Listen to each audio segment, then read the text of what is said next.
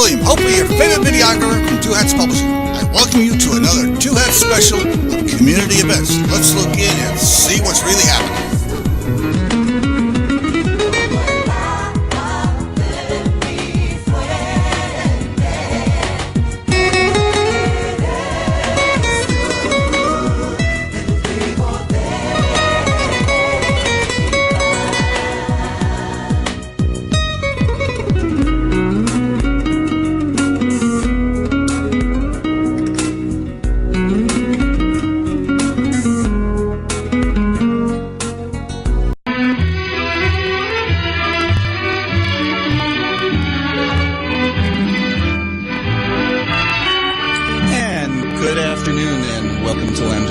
Taffet. I'm here in the studio with Lerone Landis. The late Patti Fink is going to be very, very late, and she'll be in next week.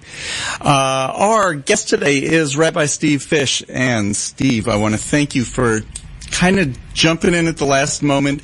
Yeah. Our guest who we thought was going to be this week is going to be next week.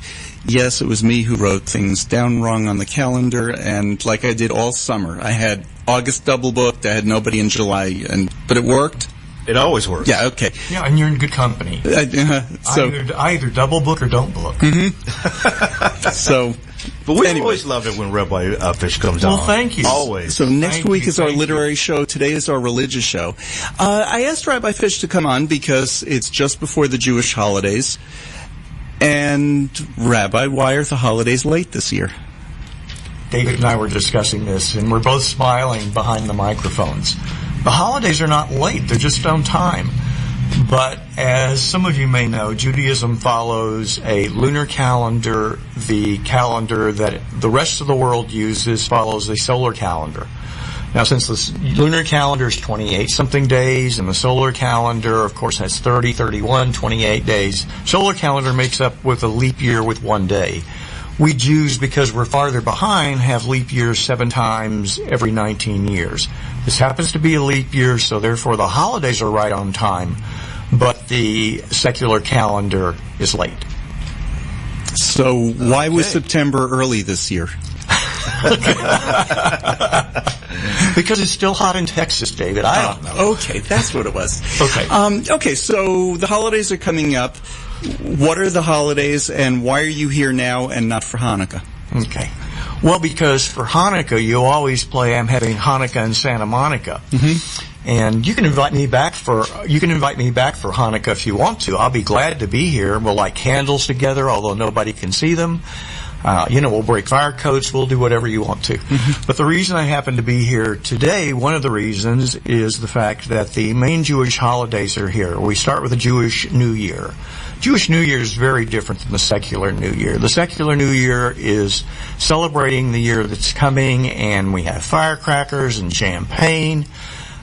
We kiss the people we love, although we Jews kiss the people we love without any excuse. We don't need that. But the Jewish holiday of Rosh Hashanah, which means literally the head of the year, is a time for contemplation. What have I done during the past year? What have I done right? What have I done wrong? 10 days later... Lerone, you listening? Because I'm making the list for next week. I am very much listening. I'm making the list for you and for Patti. Okay, well, please make a list for me, too, because... Let's see, the last time I really had a sin, it was July of 63, I think. And anybody who believes that, there is a wonderful, beautiful bridge downtown that I'd love to sell them. But... And also, back to seriousness, which is very difficult with this crowd. Of course. Yom Kippur comes 10 days following, and on Rosh Hashanah and the 10 days in between, we think about the ways that we have done things wrong during the past year. On Yom Kippur, on that very special day, we make amends, we atone. And a special aspect of Yom Kippur, the Day of Atonement, is that, yes, we ask God for forgiveness for what we've done wrong, for our sins. I'll explain sin in just a minute in Judaism. But what we've done wrong, but before we can do that, we have to make amends. We have to apologize to anyone whom we've offended. God cannot just make amends for us. Okay, Patti, I'm sorry. Patti, I'm sorry. Patti, I'm sorry. Patti. Good, David. And let me just mention the concept of sin in Judaism, which is somewhat different than other religions. The word sin comes from an archery term, which means simply to miss the mark. We have free will. We're going to miss the mark sometimes. And teshuvah, repentance, is always possible in Judaism. Every day.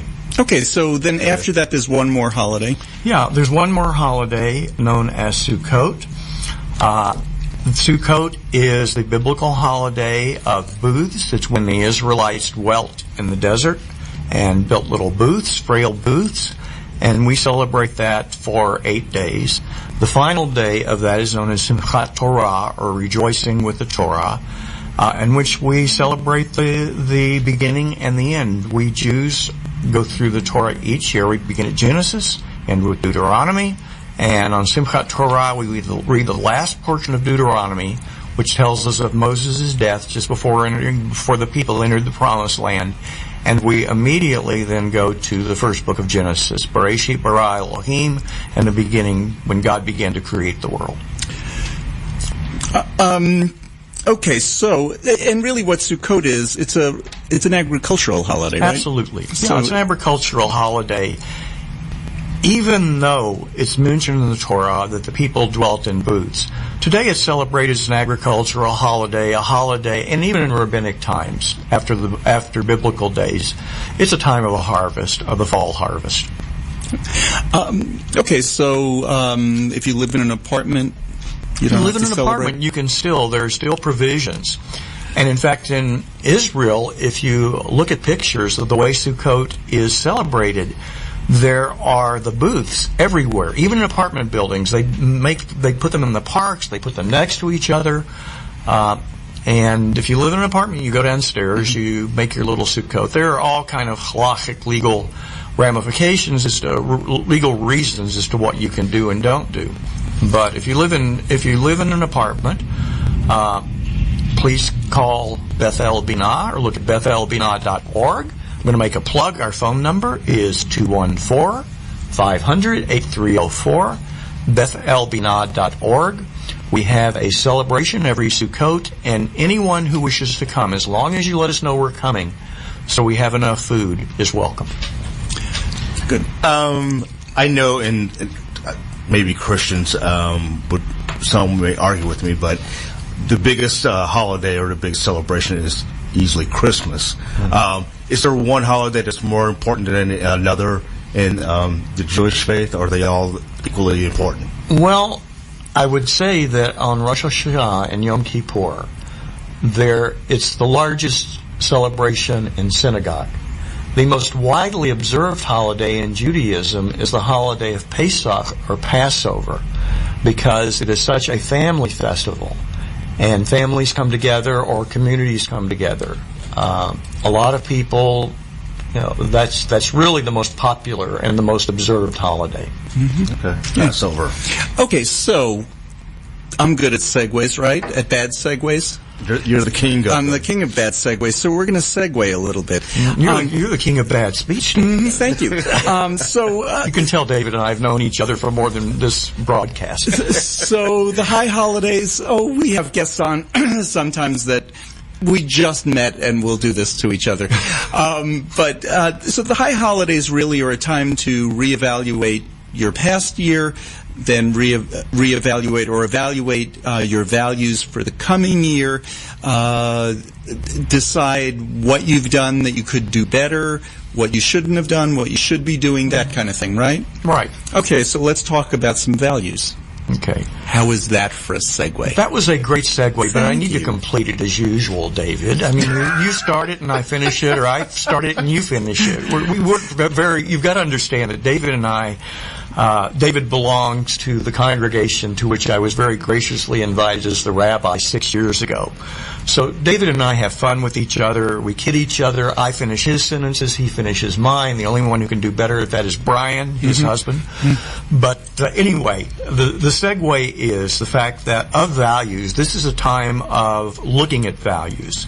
And especially this year in November, we know we're going to have a national election. Mm-hmm. And first of all, before anything else, I want to say three things. Number one, even though I am a rabbi, I am representing an opinion of Judaism. There are as many opinions in Judaism as there are Jews living. So I'm representing only one opinion. I want to state that at the very beginning. Mm-hmm. So if somebody writes a note in during the week and says, well, I believe this, or I heard Jews do this, understand this is Steve Fisch speaking for himself as a rabbi. Mm-hmm. Secondly, the one thing I want to urge everyone in terms of this election is vote. In the last large election we had in 2014, 2/3 of the Texas population did not vote. I urge everyone, regardless of your political opinion, regardless if you're whatever candidate, go vote. Absolutely. It doesn't take much time. It's fairly easy. And there are get-out-the-vote campaigns. And you know something? There are lines on presidential election years. Yes, there are. So what? So what? I mean, it's one time, as I say to people, if something is not going to bother me a year from now, I'm not going to let it bother me today. Yeah. And this is so very important. If you look around the globe, so many dictatorships, so many places where people do not have a chance to express their opinions. Mm-hmm. And I've also heard, well, my vote doesn't matter. Every vote matters.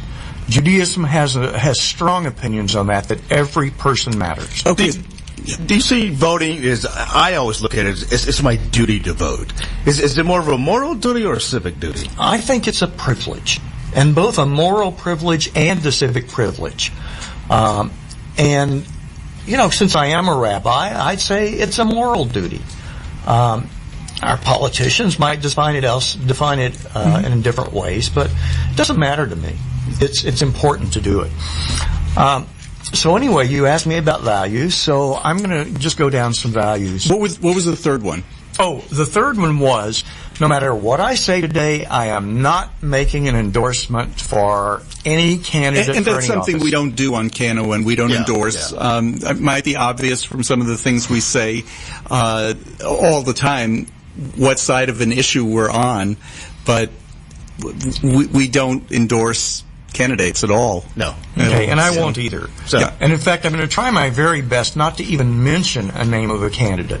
I think you'll probably know from my statements which candidate I'm referring to. But anyway, let me get started. But voting as a value, as a religious value. Yeah, voting as a religious value is the fact in the book of Genesis, one of the first sentences, it says, every human being is created in the image of God.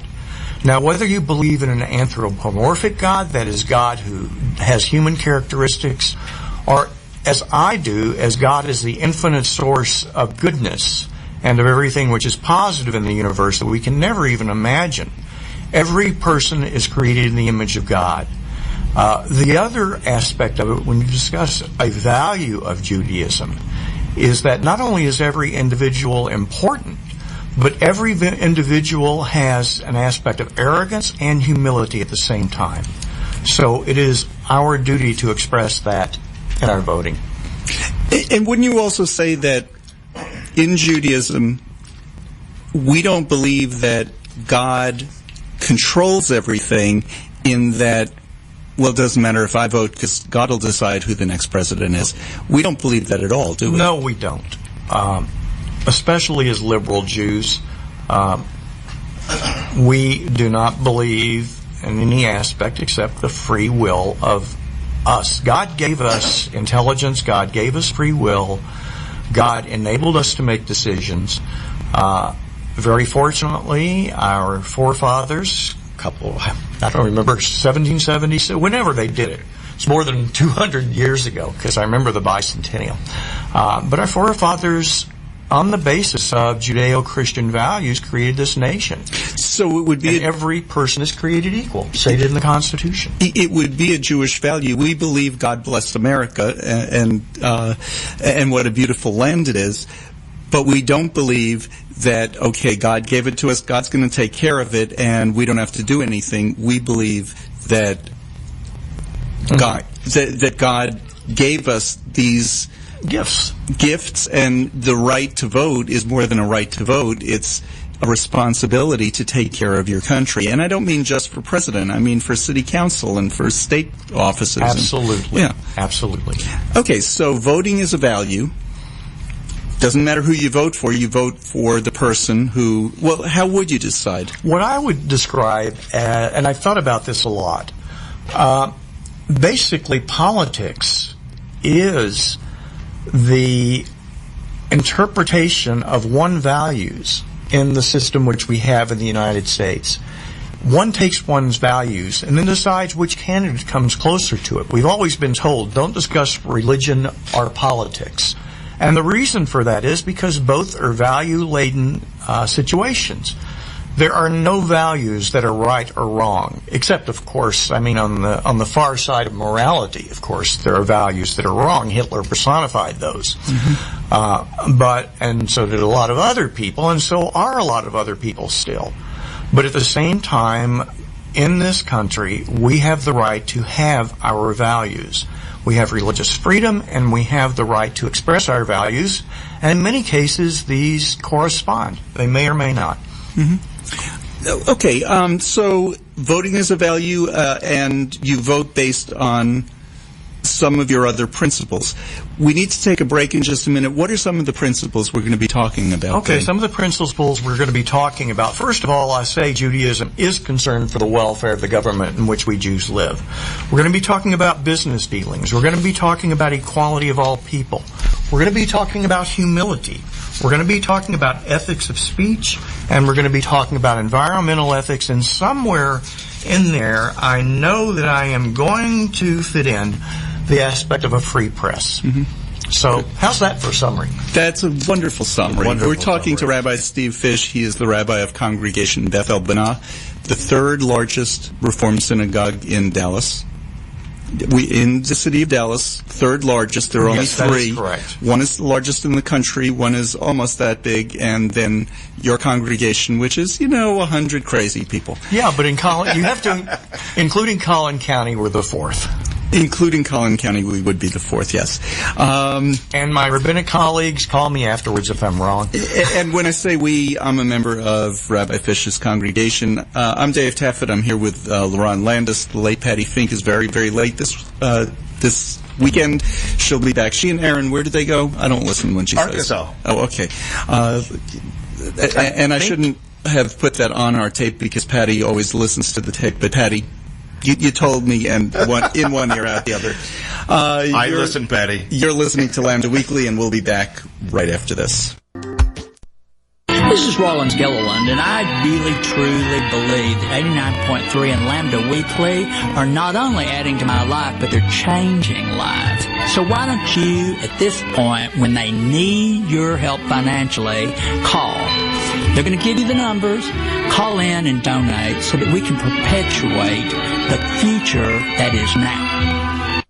And welcome back to Lambda Weekly. Don't call right now, but if you did make a pledge, we'd love you to pay it. If you haven't, you can go online to knon.org and click on the pledge button and make a pledge, and you can all of the pledge items that you can have for different pledge amounts are listed there.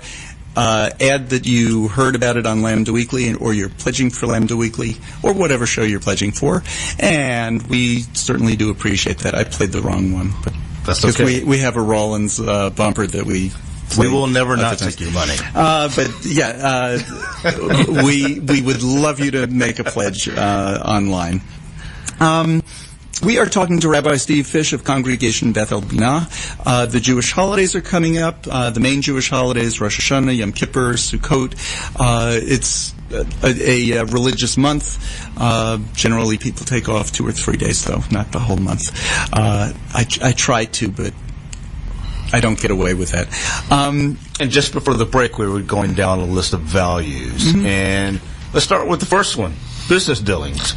Okay, Judaism says, first of all, the main thrust of Judaism is what Hillel said. Somebody came to him and said, tell me all of Judaism while standing on one foot. And Hillel said, what is hateful to you, do not do unto your neighbor. Jesus adapted that into the golden rule.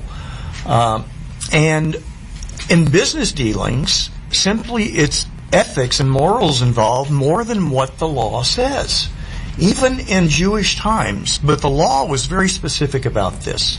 It said a few things. First of all, it said the kashrut, the fitness of one's finances, is more important than the kashrut of food. Orthodox Jews, extremely important.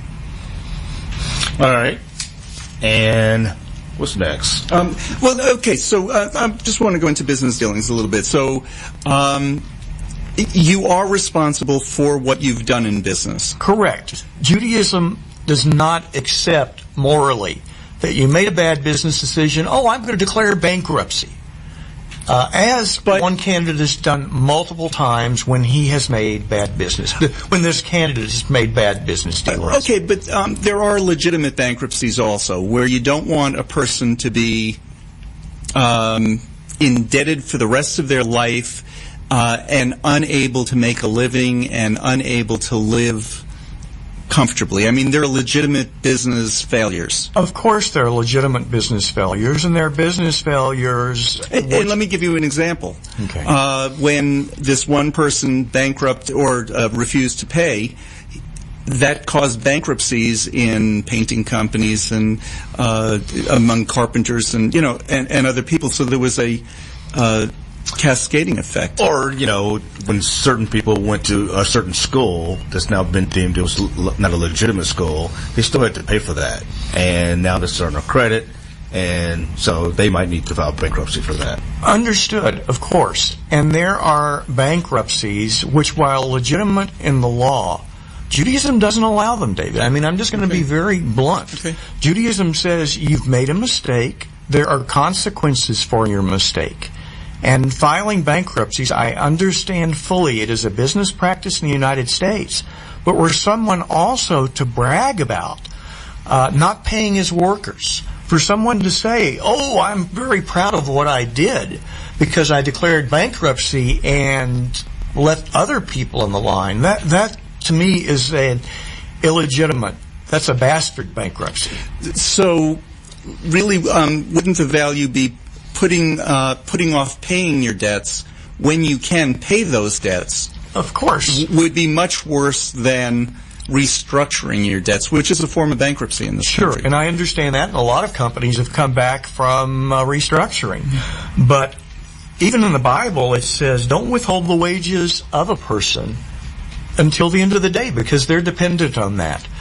And we know that in many cases, one candidate has withheld wages, claiming that the person didn't do a job, but really knowing that the person did not have the financial ability to sue the person who didn't pay them. Right.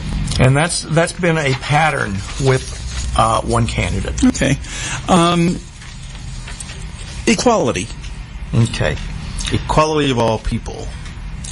Judaism says, as I said before, all of us are created equal in the image of God.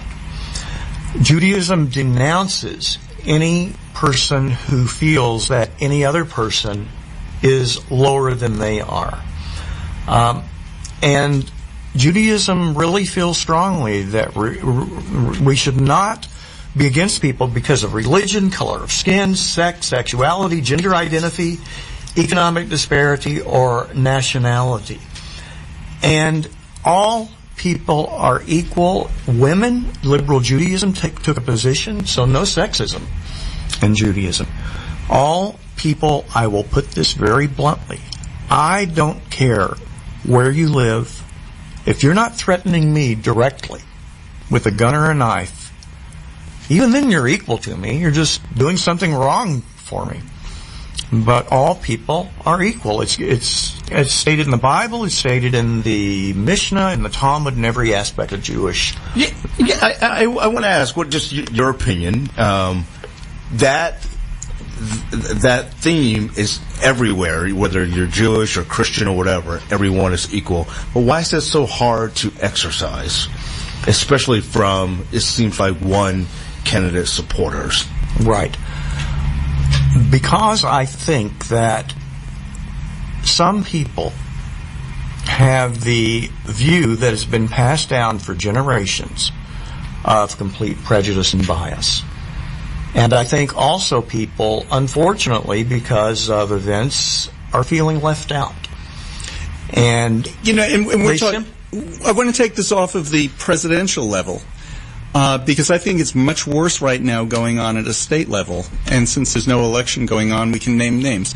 Dan Patrick, our lieutenant governor, who has made it his mission in life to squander the next legislative session with anti-transgender legislation.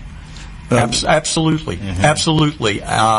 And the sad fact is that in the national election and with Dan Patrick and with other politicians who play this same game, whether it's related to gay rights, racism, or whatever, they try to simplify very complex issues. And the issue of bathrooms, it's not complex. It's a non-issue, Dan Patrick. But in other situations, such as saying, I have a great economic plan, or I have a great plan for defeating ISIS without giving details, these are very complex. And these are difficult issues, and these are issues that you need more than a soundbite or a one-sentence explanation to do. And I believe one candidate has responsibly looked at these issues. The other simply gets away with those, and in many cases gets away with lying. An example was last week when one candidate said, I did not ever support the Iraq War, and there is verbal evidence that he said in his own way, well, I support it. I don't care about it. That's the problem.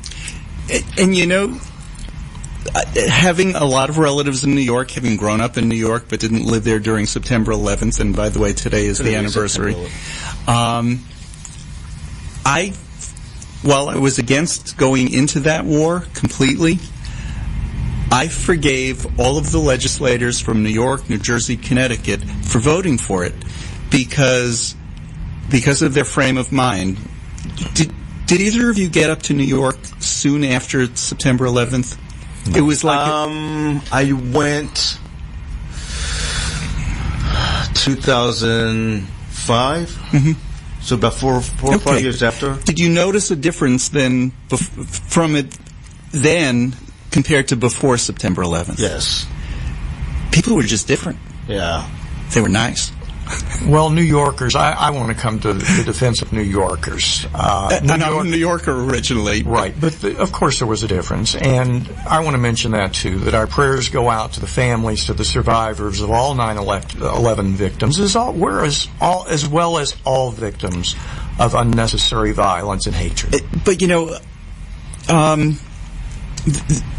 I just didn't blame any of the legislators for voting for that war. They were given false information. I was just about to say the same thing. Aside from that, they were all given false information, but living there, you had to have felt like we have to get our revenge. We have to hit back. We have to hit back at somebody. The rest of the country could have held them back and said, okay, this is a smarter way to do it, I understand. But both presidential candidates are from New York, so it's not a matter of one candidate better than the other. It's one that's trying to deny now that there was ever any even inkling that he might have supported the war. And if he did, that's okay. But then he turned and took 9/11 to his political advantage with another lie of saying that he saw Muslims cheering the towers coming down, which is a blatant lie. There is no support for that in anything. And again, trying to go against a group of people simply because of their religion. As this candidate has done, we're talking about equality. This candidate has gone against ethnic rights. He has said he's going to build a wall. He has threatened a federal judge and said the federal judge could not reach an opinion because he was Mexican. He has said he's going to have an immigration policy to keep all Muslims out of the country. He's now tried to temper it, but he tempers it and then goes back and forth. What can we believe about a person whose opinions change from one day to the other? All politicians change. Of course, they're going to play to their constituency. But so many egregious examples of not having principles and then trying to play to whatever comes to the crowd, one day reading a teleprompter, and then the next day stating what is really his opinion. So many egregious examples of all people are not equal. Well, examples of all people are not equal. Let's start with racism, okay, which is an issue very much present here in Dallas and just as much present in Philadelphia or New York. Well, just nationally it is. Nationally it is. With the shootings that have been going on the past, well, forever, but they've really been highlighted in the past 2 or 3 years. Which brings me to another point. Today's the kickoff of the first NFL season, first game of NFL. And this morning we were having our breakfast and watching the preparations of the game. And of course, the issue came up of Colin Kaepernick. Now, if you don't know, he is the San Francisco 49ers quarterback. Actually, I think he's going to be the backup quarterback this year. But he chose not to stand for the national anthem about 3 weeks ago, and it has caused all kinds of ruckus throughout the country. Everybody seems to have an opinion about it. But I was wondering your take on it. When I was thinking, Dave and I were talking before the show, and I was thinking about Jewish values. The first thing that came to my mind is, for those who don't know, the Jewish community played a pivotal part of the civil rights movement, marched with Martin Luther King and so forth. That goes back to that last value we were talking about, is equality for all people. Equality for all people, exactly. Right. The first president of the NAACP was a white Jew. Exactly. Okay, exactly. Now let me go on to Colin Kaepernick for a minute, because, again... What do you think? Yeah. What do I think? I think there's a difference between patriotism and nationalism. Patriotism says, I support our country. Nationalism says, I support our country no matter what injustices are present. I think Colin Kaepernick is expressing patriotism because protest is a constitutional right. It is. Nationalism, I think those that oppose him are nationalists. And that's frightening. Look at what happened in Germany. Look at what's happening in other countries. When people take their own arrogance and extend it to a whole nation and say, our country, right or wrong. And I disagree with those people who are opposing and are so upset about Colin Kaepernick. The only thing I can say is he's under contract. And my guess is that the NFL owners next year will probably try to put it in the contracts that all players have to stand in the national anthems. And we were discussing this before, Lerone. It'll be interesting to see what the Players Association, which is, what did you say, 68% African American? There's NFL, the players make up, or African Americans make up 68% of the players in the NFL. So, and we've already seen there's been 2 other players on 2 other teams that have chosen to kneel, and so it's spreading. We'll see how this wraps up. Okay. Next Jewish value I want to talk about real quickly is speech. Judaism says that if you say something evil about a person, even if it's true, that is the equivalent of murdering that person. Words can never be taken back, and one can't. Okay, so compare that to what we were just saying, criticizing something that he was saying as opposed to just what you just said, which is saying something bad about a person. Right. I mean, there's a difference. My wife and I love each other. I love her with all my heart. But we don't like each other some of the times, believe it or not. God, Cheryl, if you're listening, tune this out. Okay. I'll get you the tape, Cheryl. Okay. But in any rate, we're entitled to say things, but not in the spirit of, and politicians do this. It's unfortunate, the quality of politicians. I cannot excuse either candidates, but what I can say is that slurs on one's sex, slurs on one's wife, slurs on women in general, to me, these are no excuse. There is no excuse for them. And, yeah, that's it. Mm-hmm. Okay. Why don't we take a break? You're listening to Lambda Weekly on 89.3 Knon FM. I'm Dave Taffet here in the studio with Lerone Landis. Our guest is Rabbi Steve Fisch of Congregation Beth El Banah. We are talking about, because the Jewish holidays are coming up, Jewish ethics, and Election Day is coming up, how you should use your ethics. And just because the rabbi is saying these are the ethical values. Take them and decide what your values are. There's no right and wrong with some of these things. But I think that God personifies that our understanding of God is that God, very simply, is good. The ultimate expression of good is in God. So you have to decide that for yourself. And we'll be back with more Lambda Weekly right after this. I'm Dallas City Councilman Adam Medrano, and you're listening to Lambda Weekly on 89.3 Knon FM. And welcome back to Lambda Weekly. I'm Dave Taffet here with Lerone Landis. Patti has the week off. She will be back next week. We're talking to Rabbi Steve Fisch. We're talking about the Jewish holidays are coming up. The Jewish holidays are a time of reflection. And so we're talking about different values. And specifically, Steve is talking about his the Jewish values. My Baptist values. I was raised in Tyler.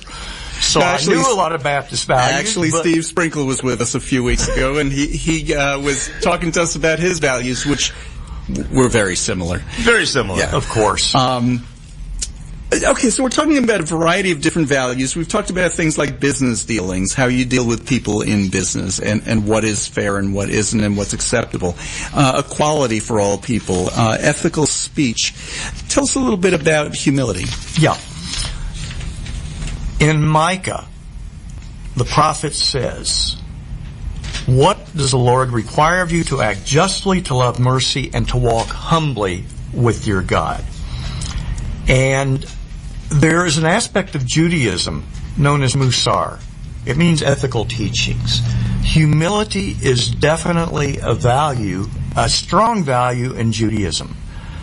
I don't need, if I'm secure within myself, I don't need others to tell me how great I am or how poor I am. I have that self-judgment, and I have that self-understanding. Well, thank you, David. My wife thinks so, too. As does Lerone, and if Patti were here, she'd express that same opinion simply because I'm here and she's looking at me. But Patti, when you hear the tape, you may call me or put a Facebook post on. Anyway, humility is definitely a Jewish value. It doesn't mean that we should be humble to the point of self-deprecation, but at the same time, arrogance and self-aggrandizement is definitely not a Jewish value. And I think it's pretty clear that one candidate's pretty much in love with his own press releases and with what people think of him. Boy, I just said him. Yeah, not Gary Johnson. Phone. Everybody turn your phones off before the show starts.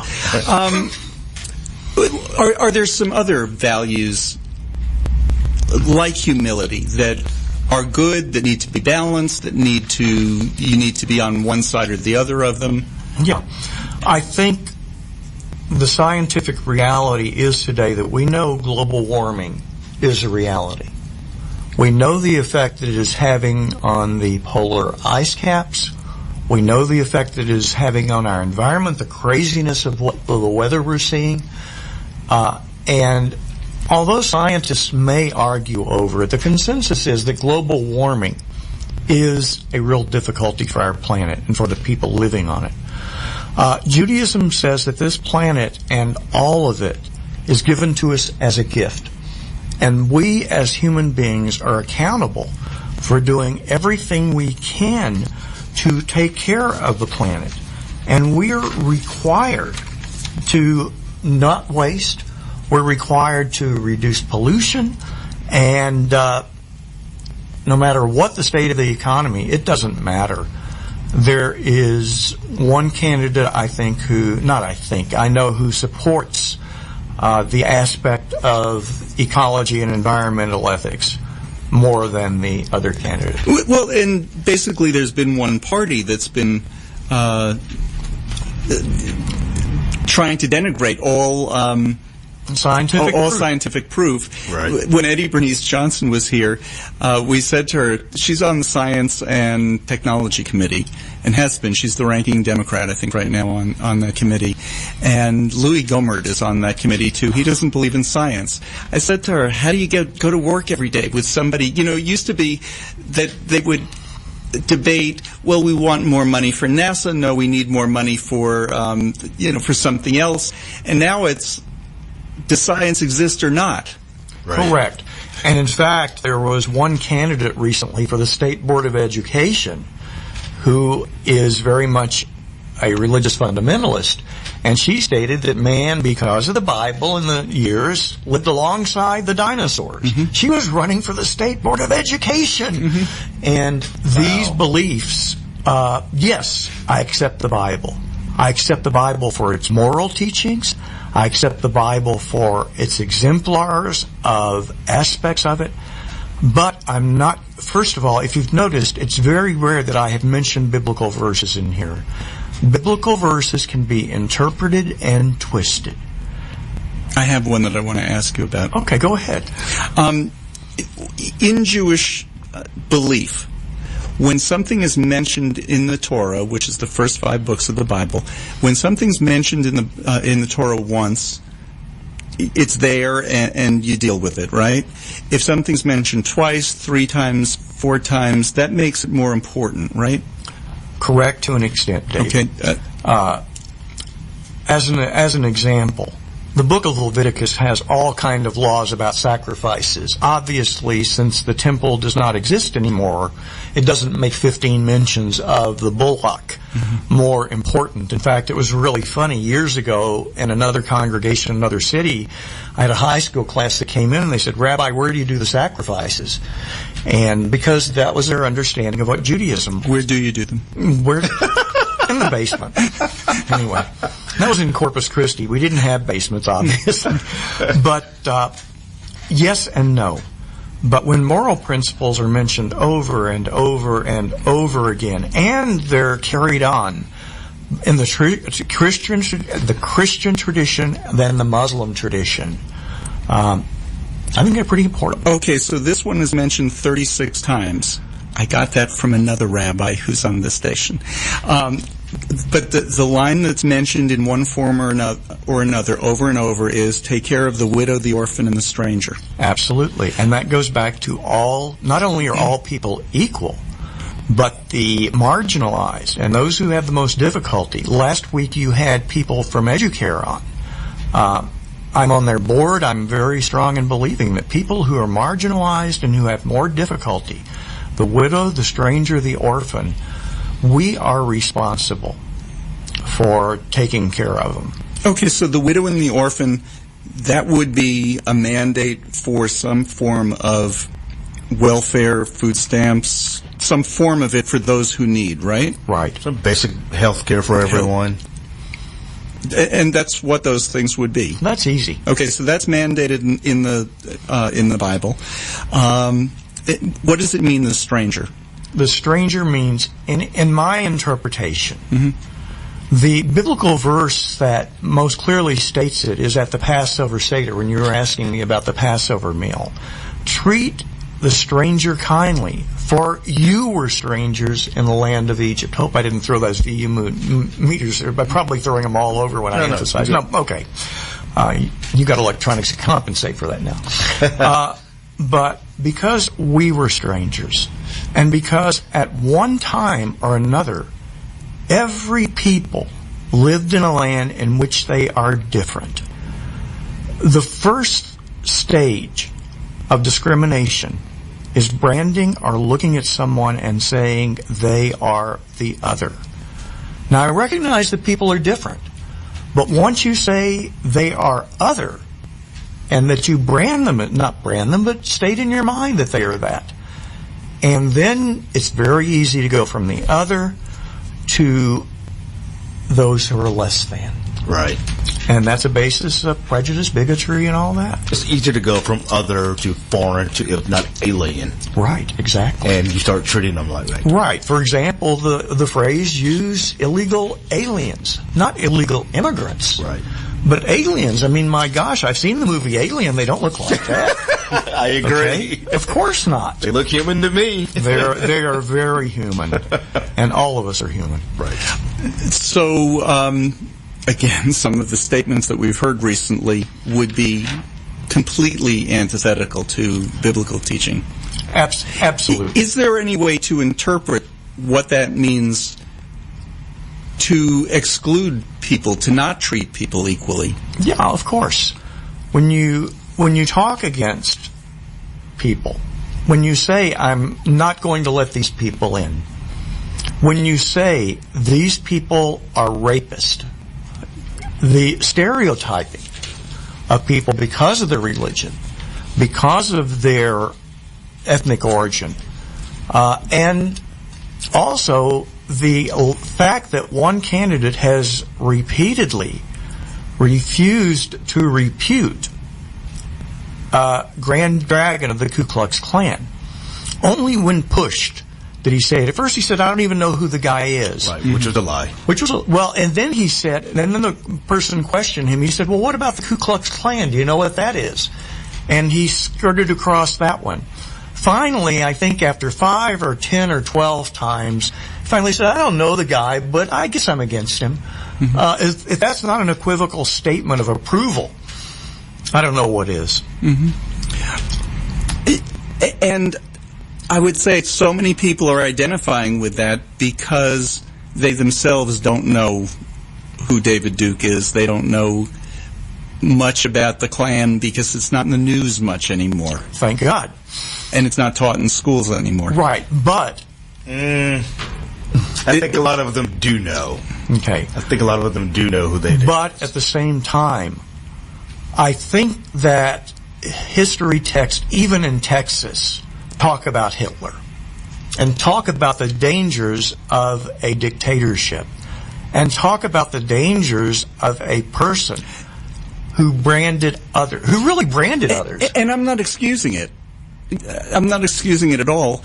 But what I'm saying is a lot of people, it's just not important to them. They don't live their lives that way, although some of these people I'm sure do live their lives that way. But I guess what I'm saying is... ignorance is no excuse, David. No, but especially for the person running for president to not know, does that disqualify you in one way? I think there are so many ways in which one person running for president has disqualified himself. And then for him to say and try to turn that argument around and take petty and very small issues that have been decided hundreds of times before. Okay, we had another example of something similar this week. Gary Johnson is running for president on the Libertarian ticket. He didn't, when he was asked about Aleppo, he didn't know about it. What was your thought about that? At first I thought he was joking. Okay. I thought he was like, is he serious? Yeah. Anybody who doesn't keep up with current events. Right. I mean, you don't even have to read the newspaper every day. Just listen to it. Just listen to it. Or look at a picture of a kid who's taken out of there that is going to probably win the Pulitzer Prize for photography this year. And I'm getting chills just thinking about that photo. I know exactly what photo you're talking about. He's disqualified himself. Now, let me say something else. Some people have told me that they might vote for one of those parties because they are closer to representing them. The Libertarian Party and the Green Party. There are some great ideals in those. Because of the electoral system in the United States, because of the Electoral College, I'm going to be very critical of you people who are supporting those parties. I'm not going to endorse or not endorse anybody. But I can say that because of the Electoral College system, you are throwing your vote away. I urge you to vote, but I also urge you, because the electrical college, it's become electrical to some extent. Okay, I want to say on Gary Johnson another minute.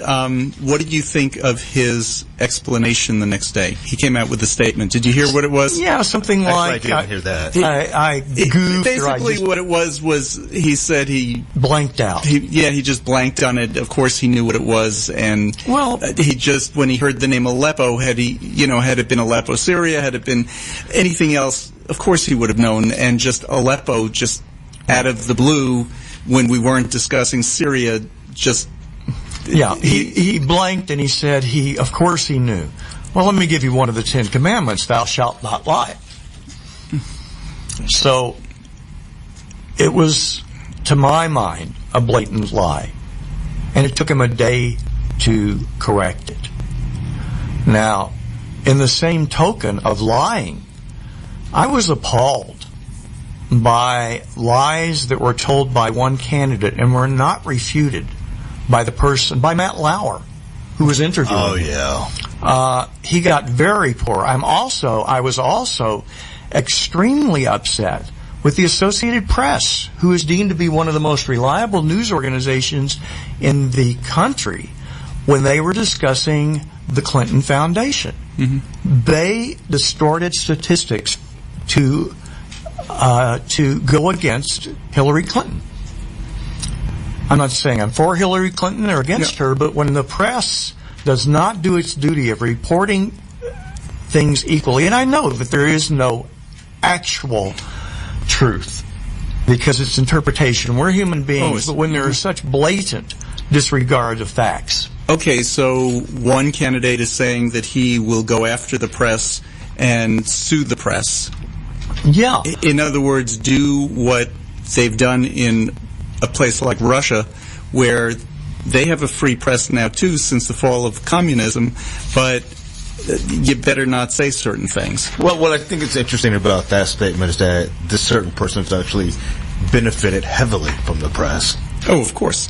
Okay, but what is the value there on a free press? The value of a free press and the value of free speech is that I can go out on the street. I can't endorse a candidate today.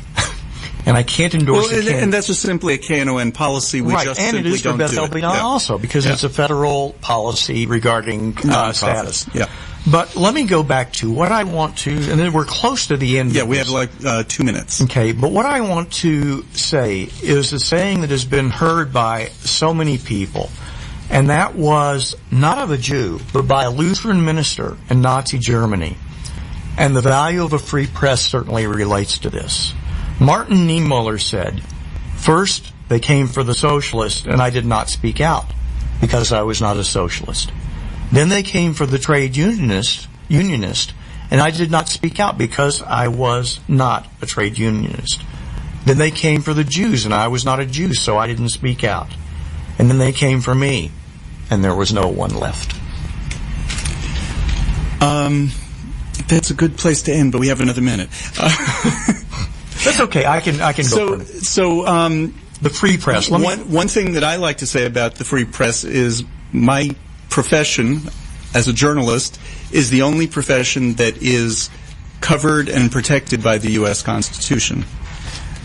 Absolutely. But the reason for it, the reason for it ethically is that we have seen when a free press is not allowed that it's simply a case of bedlam, and the strongest person is going to survive. Mm-hmm. And the person who can be the meanest and who can gather the most military forces is the one who's going to prevail. When there's a free press, that doesn't happen. Mm-hmm.